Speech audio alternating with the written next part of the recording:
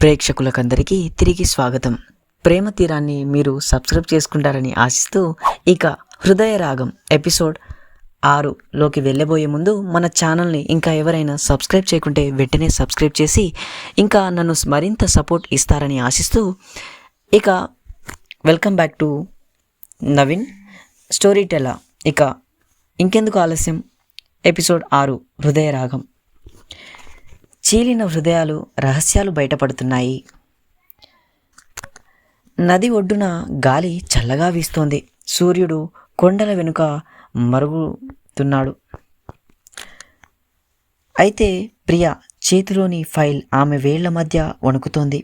ఆ ఫైల్లోని పేపర్లు, పాత పోలీస్ రికార్డులు, యాక్సిడెంట్ రిపోర్ట్లు, సాక్ష్యాలు అవన్నీ ఆమె కళ్ళ ముందు మెరిసిపోతున్నాయి. ఆ రిపోర్ట్లో ఒక వాక్యం ఆమె హృదయాన్ని గట్టిగా కుదిపేసింది. అదే, డ్రైవర్ వేగంగా వెళ్ళడానికి కారణం కార్తీక్ తండ్రి రామకృష్ణ ఇచ్చిన ఆదేశం మరియు డబ్బు. ప్రియకు ప్రపంచమే ఆగిపోయినట్టు అనిపించింది.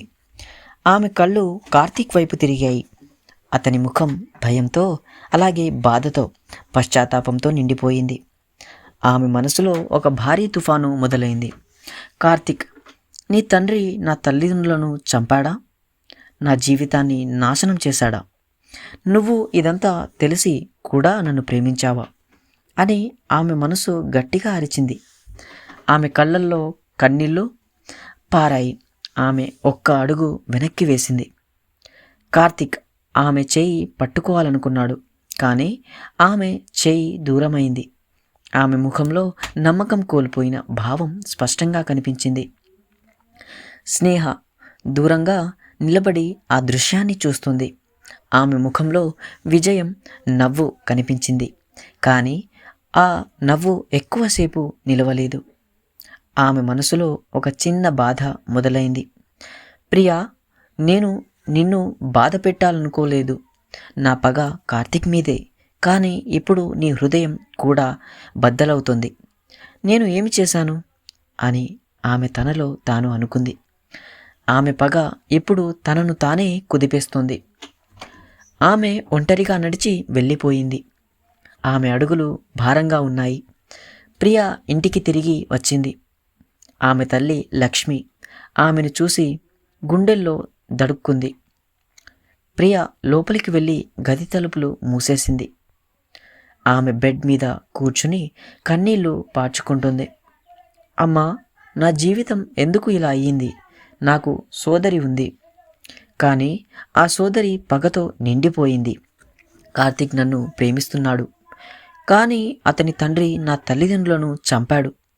నేను ఏం చేయాలి? ఆమె మనసు పదే పదే ఈ ప్రశ్నలతో నిండిపోయింది.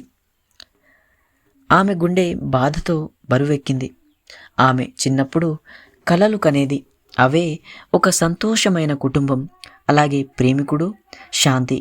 ఇవన్నీ ఇప్పుడు లేకుండా పోతున్నాయి. ఆమె బెడ్ మీద పడుకొని ఏడుస్తూ నిద్రపోయింది, కానీ నిద్రలో కూడా కలలు ఆమెను వదలలేదు. యాక్సిడెంట్ దృశ్యాలు, స్నేహ ముఖం, కార్తీక్ కళ్ళు అవన్నీ మారుమోగుతున్నాయి. కార్తీక్ హోటల్కు తిరిగి వచ్చాడు. అతను గదిలోకి వెళ్ళి తలుపు మూసేశాడు. అతను గోడకు ఆనుకుని కూర్చున్నాడు.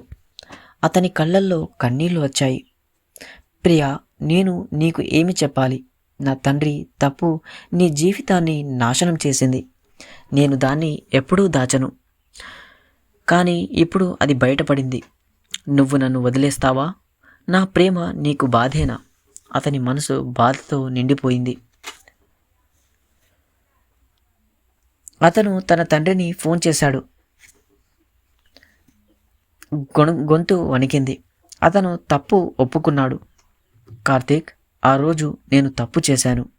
డబ్బు కోసం డ్రైవర్ను వేగంగా వెళ్ళమని చెప్పాను, కానీ ఆ యాక్సిడెంట్ జరిగిందని తెలిసినప్పుడు నా జీవితం ముగిసినట్టు అనిపించింది.